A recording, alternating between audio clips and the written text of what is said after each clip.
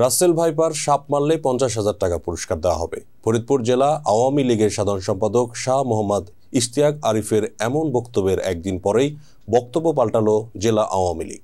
পুরস্কারের এই টাকা পেতে হলে জীবিত অবস্থায় সাপটি ধরতে হবে। শুক্রবার ফরিদপুর জেলা আওয়ামী লীগের প্যাডে দপ্তর সম্পাদক সৈয়দ আলী আশরাফ স্বাক্ষরিত এক বিজ্ঞপ্তিতে এ তথ্য জানানো হয়।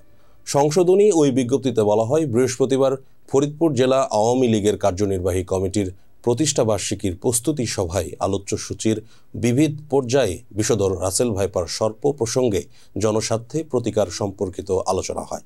এক পর্যায়ে জেলা আওয়ামী লীগের সভাপতি এবং সাধারণ সম্পাদক ঘোষণা দেন যে ফরিদপুর সদর উপজেলাধীন কেউ যদি নিজেকে রক্ষাকারী পোশাক সংবলিত হয়ে এবং সব ধরনের সাবধানতা অবলম্বনপূর্বক জনস্বার্থে রাসেল ভাইপার সর্পটি জীবিত অবস্থায় ধরতে পারেন, তবে তাকে 50,000 টাকা পুরস্কৃত করা হবে।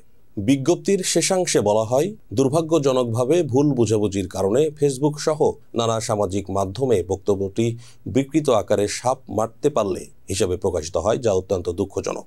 এর আগে ফেসবুকে এ সংক্রান্ত 20 সেকেন্ডের একটি ভাইরাল ভিডিও নিয়ে ব্যাপক ক্রিয়া প্রতিক্রিয়া তৈরি হয়। এই প্রেক্ষাপটে বক্তব্য পাল্টালো জেলা আওয়ামী লীগ।